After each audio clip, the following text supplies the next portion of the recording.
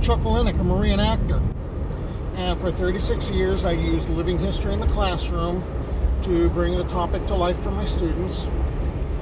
And so I dress up for the time period and wear funny clothes and try to make things more real for my kids. Well, I'm not in the classroom anymore, which means I have time on my hands and a desire to repurpose myself. Besides, I can't get rid of this garb. I just enjoy it too much, and I look for excuses to wear it.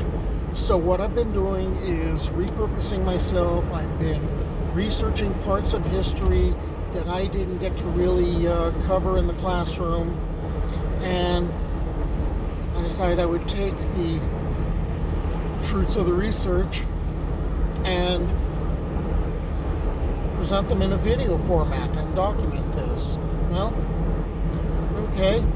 I started with California missions and assistencias and presidios and all that stuff, and then I found that there were references to the secularized missions, that there were saloons there, which that kind of intrigued me. And then I started seeing the names of famous outlaws and bandidos who hung out in these places, and so that became another thread to follow. So now I'm dealing with a series of videos called Chasing Bandidos and Lawmen, or Chasing Bandidos for short. And this is going to be the first one that I actually do about a lawman, very specifically. Tomás Avila Sanchez. I hope you stick with me on my journey.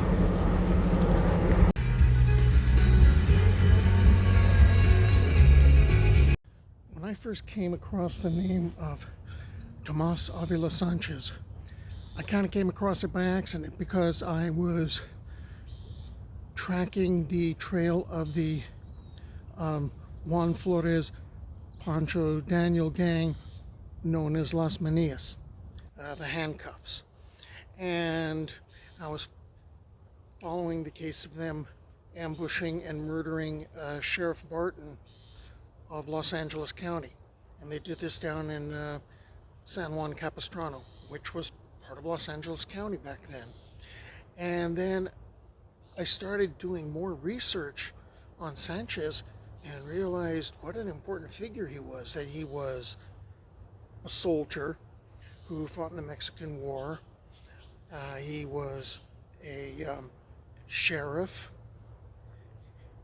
He was a county supervisor for Los Angeles. He was on the council that served as a legislative branch for Los Angeles. So I decided I needed to tell his story. Sanchez was born in 1826, and he was baptized Jose Tomas Tadeo Sanchez y Avila. And he was the son of Pedro Antonio Jose Sanchez and Maria Ascension Josefa Avila. His grandfather, Vicente Anastasio Sanchez, was a powerful and, according to some descriptions, cantankerous old don from the Pueblo days who served as alcalde or mayor of Los Angeles a couple of times, 1831 to 1832, and again in 1845. And his career in politics was described as illustrious and at times embattled.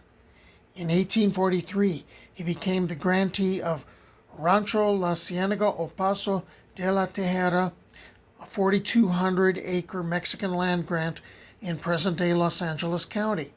If you're going to describe the rancho in LA terms, encompass the areas of Ladera Heights, Windsor Hills, Baldwin Hills, and Leimert Park, and the Baldwin Hills Range, basically where the Kenneth Hahn Regional State Park is. If you want to wrap your brain around streets, Exposition Boulevard to Slauson Avenue, and from La Cienega east to First Avenue. Then a jog back to 4th Avenue, midway between Slauson and Exposition. Okay, back to Sanchez. He became the tax collector for Los Angeles in 1843 during the period of Mexican government in California. That'd be one of the first of many public offices he'd come to occupy. He also inherited Rancho La Cienega o Paso de la Tejera from Vicente. Then the Mexican War broke out in 1846. At the outbreak, Sanchez joined the Lanceros, a cavalry unit expert in spear-wielding combat. He fought alongside General Andres Pico. Alongside Pico, he participated in the infamous December 1846 Battle of San Pasqual, 28 miles north of present-day San Diego, one of the bloodiest to be fought in Alta California and one of the few in which Mexican forces defeated a superior U.S. military force. The war came to an end with the signing of the Treaty of Guadalupe Hidalgo, also known by its more descriptive title, the Treaty of Peace, Friendship, Limits, and Settlement between the United States of America and the Republic of Mexico. The agreement was to honor the Mexican land grants of the Rancho years. Some Californios retained their property. Others were stripped of it and their appeals ignored by a victorious government that favored unhindered expansion. In 1850, California became the 31st state and was divided up into 27 counties. Los Angeles County was one of them, and it included Orange County at the time.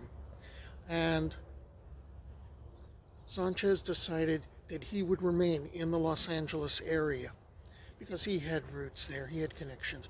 He ended up anglicizing his name, so instead of Tomás, it became Thomas, and he used his mother's maiden name, Avila, as his middle name. And he continued to hold offices. You have to understand, Los Angeles was, in 1850, a pretty lawless place. There were about 1,160 people living here, and there was a murder a day, happening. There were 400 gambling halls, and people were trying to keep a lid on this sort of thing, but it was tough going. Sanchez was actually responsible for establishing what's going to become the basis for the Los Angeles Police Department, and that was the City Guards, and that's not going to be until 1855. 1857, Los Angeles County Sheriff James R. Barton and a posse of 5 were in pursuit of a gang at times called Las Manias, the Handcuffs, or the Juan Flores Pancho Daniel Gang. They'd formed in Monterey and San Luis Obispo counties and had drifted south. They were alleged to have murdered a George Flugart, a German shopkeeper in the mission town of San Juan Capistrano. The posse was ambushed at a place which has come to be known as Barton Flats, and Sheriff Barton and Constables Baker and Little became the first lawmen in Los Angeles County to lose their lives in the line of duty. The surviving posse members fled back to Los Angeles to report on what had happened. After the deaths of Barton and the 2 constables and of Daly became known, Los Angeles went nuts. There was a series of rumors that just grew out of this like wildfire that the Flores gang numbered 100 and that there would be a race war because a lot of Californios and a lot of Mexicans would go and join up with Las Manias. Marshal Getman, the city marshal, ended up rounding up, he kind of did a house-to-house search and rounded up about 40 people he considered really bad news and dumped them in the city jail. In the meantime, there were like 4 companies of volunteers, they're vigilantes. They cordoned off Los Angeles to make sure people did not run out, to join up with the gang. In the meantime, a special posse ends up going and retrieving the bodies of the 4 dead men. And those wagons that were loaded with coffins came into town, people were seeing the bodies had all been disfigured, had all been shot in the right eye or in the mouth after death. The city turns out, and I guess the wagons came in like on a Sunday, and that Monday there was a huge funeral. The city turns out en masse. And at this point, the Spanish language newspaper El Clamor Público basically put out a statement of, these guys are not heroes, they're not patriots. These people have attacked Americans and Hispanics alike, and we should unite to go after them.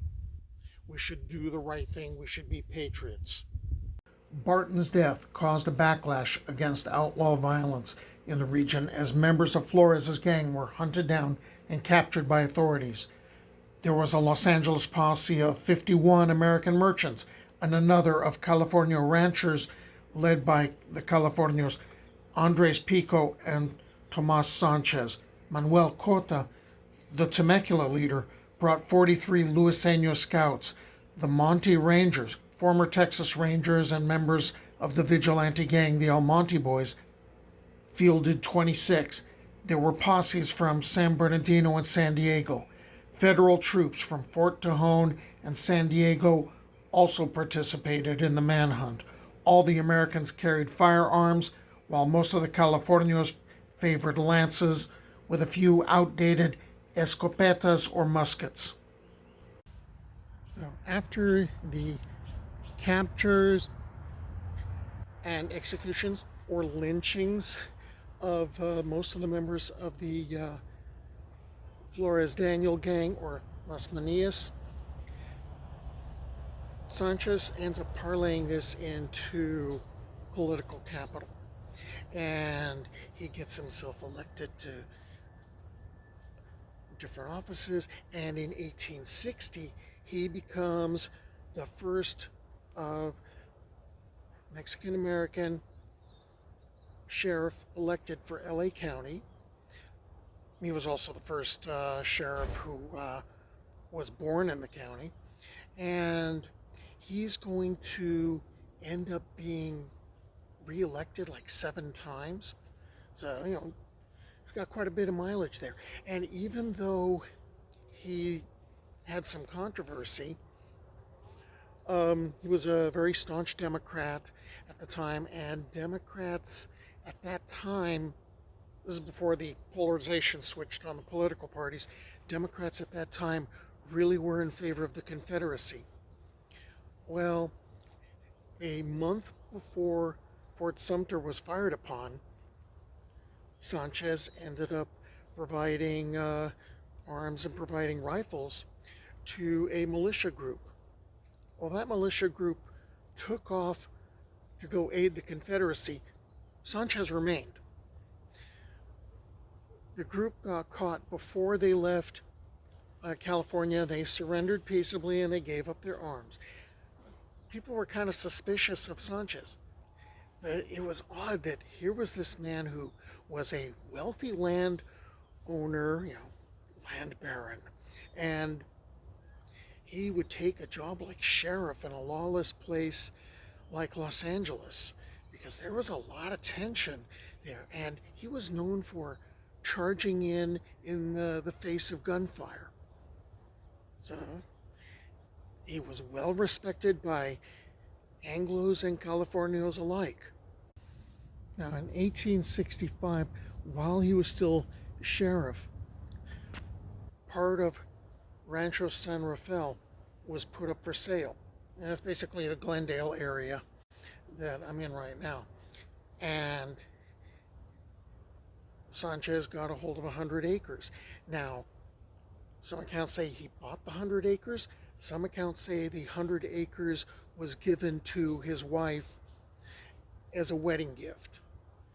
So, 2 years later, 1867, so this should be about the time he's finishing up being a sheriff, construction starts happening on the Casa Adobe de San Rafael.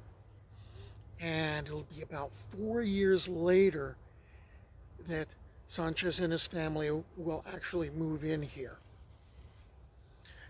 About 4 years after that, 1875, he sells off the Rancho La Cienega because I guess he had decided he didn't need it. Besides, he had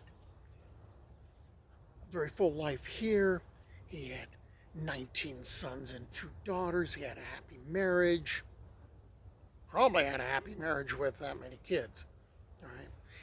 And what will end up happening is by 1882, at the age of 56, he will pass on.